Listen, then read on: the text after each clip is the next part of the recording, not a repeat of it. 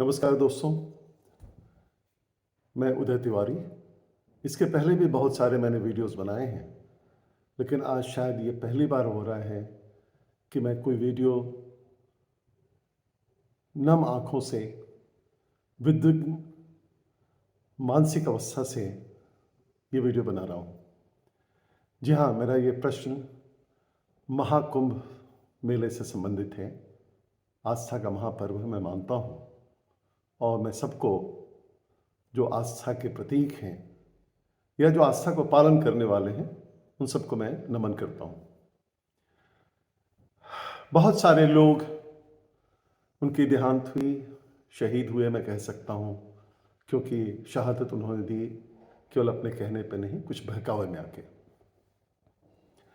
मेरे कुछ अनुत्तरित प्रश्न हैं जो मुझे मेरे दिमाग में कौंध रहे हैं और मैं वो सब पूछना चाहता हूँ सरकार से और सरकारी तंत्र से, और आप लोगों को भी मैं जागृत करना चाहता हूँ। इसलिए मेरा अनुरोध है कि इस वीडियो को कृपया अंत तक देखें और अधिक से अधिक संख्या में शेयर करें लोगों के साथ, ताकि हम थोड़े जागरूक बने और भविष्य के लिए हम सावधान हो जाएं।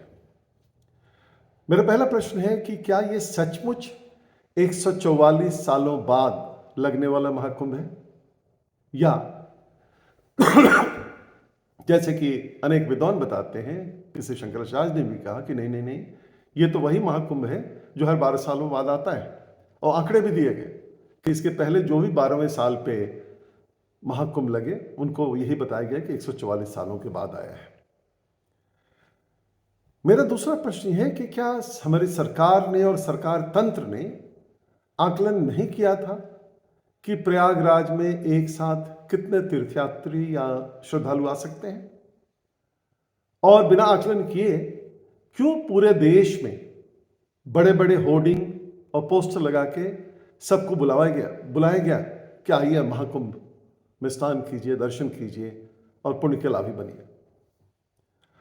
और अगर आकलन था तो क्या वो एक रजिस्ट्रेशन प्रोसेस नहीं शुरू कर सकते थे कि भाई हमारी कैपेसिटी इतनी है और जिसको भी आना है वो अपना रजिस्ट्रेशन कराएं, जैसा कि अनेक तीर्थ स्थलों में, अनेक पर्यटक स्थलों में होता है कि आप रजिस्ट्रेशन कराएं और जैसे ही लिमिट हम पार करने के हद पे जा रहे हैं, अगला रजिस्ट्रेशन बंद हो जाता है और बिना रजिस्ट्रेशन के आप उसमें नहीं जा सकते हैं।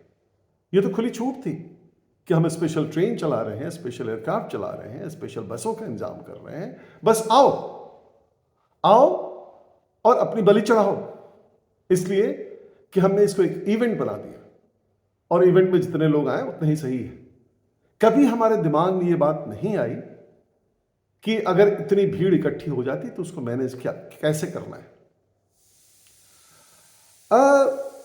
और भी यह है कि असफलताओं को अगर आप छुपाने की कोशिश कीजिएगा तो मैं मानता हूं कि आप जानबूझ के ऐसा कर रहे हैं, और यह आपने किया है। 3 भगदड़ हुए सब, 3 और एक भगदड़ के न्यूज के बाद आप चुप हो गए। वो तो कुछ प्राइवेट मीडिया चैनल ने या यूट्यूबर्स ने जब इसको उजागर किया तो कल शाम तक खबर आई कि नहीं, एक नहीं 3 भगदड़ हुए थे। पत्रकार जो जा रहे हैं उनको डंडों से पीटा जा रहा है। आज मैंने कहीं देखा कि TV9 के पत्रकार को जेल भेजने की धमकी दी जा रही है। मॉर्चुरी में, शौदागृह में लोगों को जाने नहीं दिया जा रहा है ताकि वो कहीं सही आकलन मत बता दें। क्यों? मंशा क्या है सरकार की? क्यों छिपाना चाहते हैं? ठीक है, मौत हुई, गलती हुई, श्रद्धांजलि मैं देता हूं। श्रद्धांजलि सरकार और सरकारी तंत्र को देना चाहिए और उनके परिवार वालों को उचित राहत प्रदान की जानी चाहिए। लेकिन ऐसा कुछ नहीं, हमारा सारा तंत्र तो इसमें लग गया कि कैसे हम लाशों को छुपाएं, कैसे हम आंकड़ों को झूठा साबित करें। यहां तक कि जब परसों हमारे मुख्यमंत्री जी गए शंकराचार्यों से मिलने तो उनसे कहा कि यह सब अफवाह है, एक भी मौत नहीं हुई है। एक शंकराचार्य जी बहुत नाराज हैं।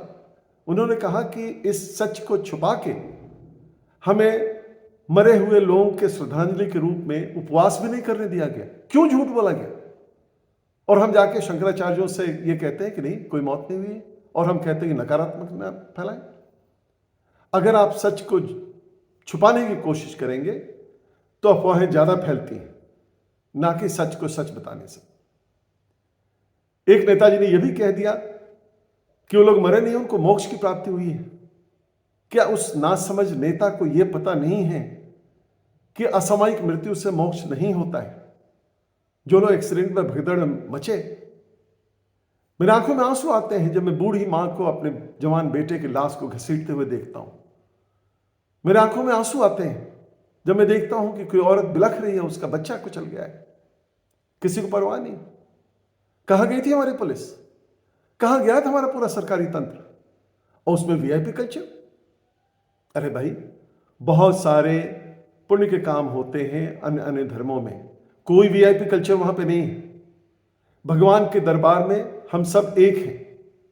क्यों किसी को धक्के मार के भगाया जाएगा जो मीलों पैदल चल के आए हैं, और क्यों किसी को कार से सीधे जो संगम नोज है वहां तक पहुंचाया जाएगा? क्या भगवान के दरबार में हमें ऊंच नीच बना के भेजा गया?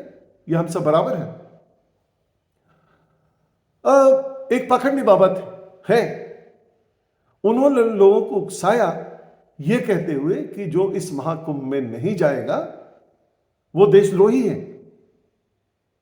क्या उन्हें यह समझ में नहीं है कि मजदूर, किसान, फौजी जो देश के जरूरी काम में लगे हुए हैं, वो अपनी ड्यूटी छोड़ के, बीमार बच्चे, बूढ़े जो नहीं जा सकते हैं उस कुंभ मेले में, वो देशद्रोही है?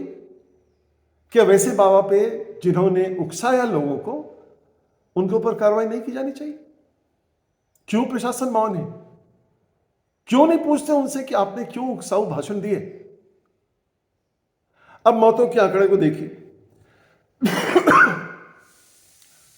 कोई सरकारी आंकड़ा कहता है 30 पे हम रुके हुए।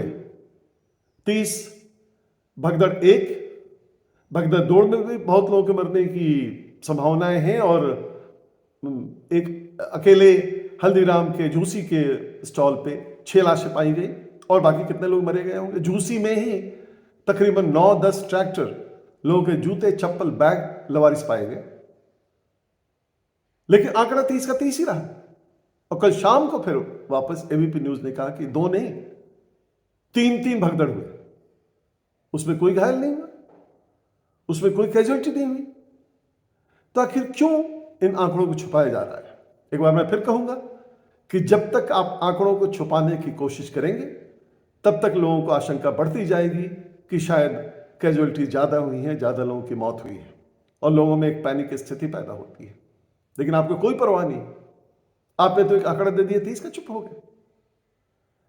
मेरे परिवार के लोग, मेरे दोस्तों के परिवार के लोग, जो लोग भी गुम हैं, गायब हैं, मौत की आशंका है उनकी, क्यों नहीं हम एक पोर्टल बनाते हैं, उस पोर्टल में मिसिंग पर्सन के बारे में रिपोर्ट दिया जाए, और अगर वो एक नियत समय के अंतर्गत उनको कहीं से पकड़ा जाता है, या उनको कहीं से बरामद किया जाता है, या कहीं से उनको उद्धार कराया जाता है, रेस्क्यू कराया जाता है, तो माने जाएंगे जीवित है। वरना एक नियत समय के साथ यह मान लिया जाए कि नहीं, वो रहे नहीं, वो ईश्वर को प्यारे हो गए। भाई, हर चीज का इवेंट के रूप में इस्तेमाल मत कीजिए। जरा देखिए कि हमारी सेंसिटिविटी कितनी है, हम किस तरह से पीड़ित हो सकते हैं। लोग जो फंसे हैं 30-30 किलोमीटर, 25 किलोमीटर पैदल जाके पहुंच रहा, वहां जाकर पता चलता है कोई व्यवस्था नहीं है, उनके ऊपर क्या बीतती होगी। क्षमा करेंगे वो श्रद्धालु या जिनको आस्था है। मैं समझता हूं कि ऐसे भीड़ से बचना चाहिए, और मेरे हृदय में जो ईश्वर है, और मेरे घर में जो एक छोटा सा मंदिर है, उससे बढ़ के पुण्य हमें कहीं नहीं मिल सकता है। अतः मेरा आप सबों से आग्रह है कि आप, हम जहां भी हैं, उन मृतकों के लिए अपनी श्रद्धांजलि प्रकट करें, और सरकार को आगाह करें कि आगे से ऐसी बातें ना हो, और ये कभी नहीं कहें कि 1954 में क्या हुआ था, जवाहरलाल जी के समय क्या हुआ था। अरे भाई, 1954 में ना तो हमारे पास इतनी इंटेलिजेंस थी, ना तो हमारे पास इतना इलेक्ट्रॉनिक मीडिया थे, ना ही ड्रोन था, ना ही एआई था। तो क्या हम ये कहकर निश्चिंत हो जाएं कि हाँ, 1954 में भी लोग मरे तो आज भी मरेंगे और हम खुश हैं? और इंडिकेशन दिया जा रहा है कि इसमें कहीं विदेशी तत्वों का हाथ है। अरे, हम बहुत स्ट्रांग हैं, हम कहते हैं कि हम सब कुछ संभाल लेंगे, और एक विदेशी तत्व आके इतना बड़ा हादसा करके चले गए, इतने सारे आग लगे टेंट्स में, जो वीआईपी टेंट बने हुए थे या जो डोम बने हुए थे, और हम कुछ अभी तक समझ नहीं पाए किसने किया है। आश्चर्य की बात है। कृपया कृपया आप सब लोग सावधान रहें, और सरकार से और सरकारी तंत्र से मेरा आग्रह है कि कृपया जो पीड़ित परिवार है उनके प्रति सहानुभूति रखें, ना कि पुलिसिया रवैया अपना के और सरकारी रवैया अपना के उन लोगों को पीड़ा को और भी आप बढ़ाने की कोशिश करें। मुझे उम्मीद है कि आप सब लोग इसको शेयर करेंगे, और मैं खुला हूं, अगर आपको मेरे कहने से कोई विरोध है तो आप जरूर कमेंट करें। फिर मिलेंगे। Thank you.